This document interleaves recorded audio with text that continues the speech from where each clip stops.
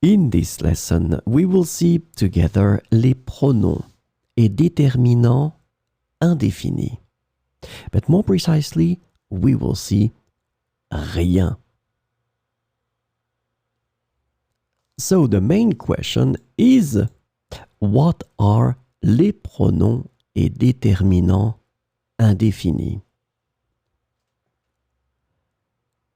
We use the indefinite pronouns and determiners when we don't want to be too precise.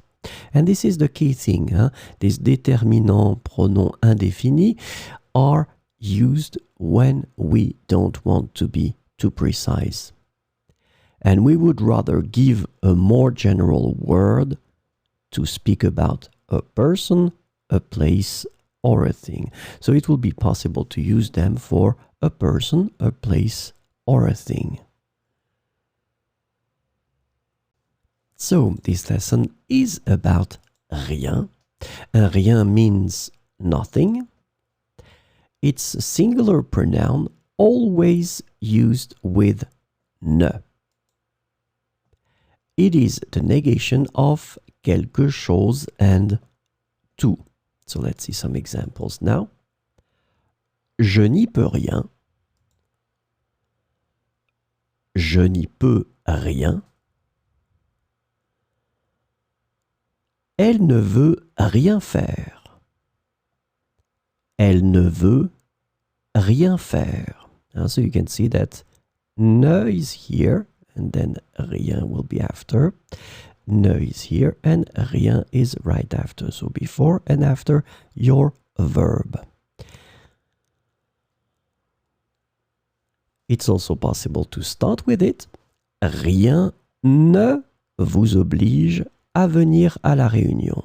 So remember, you will start with rien, then second part of the negative form ne, now which is normally reverse. Normally you start with ne and after that you have rien, but in that case you start with rien and then right after you put the ne. Rien ne vous oblige à venir à la réunion.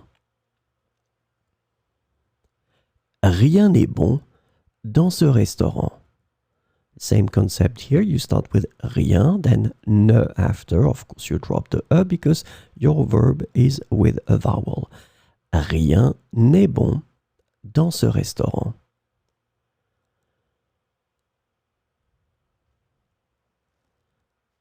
So, important thing, remember that to reinforce rien, we can add du tout after it.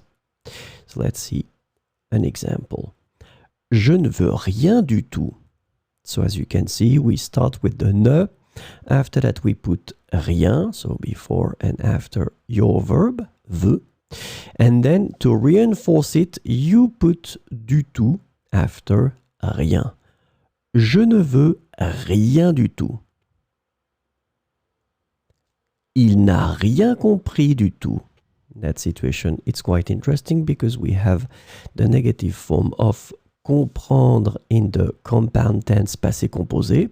So remember that the ne will come before here, avoir, and then rien is coming right after. And then you put your past participle and you finish with du tout. Il n'a rien compris du tout. Work on this structure if you're not really sure because it's a bit complex, but once you practice it and once you understand it, it will be extremely simple after. Il n'a rien compris du tout.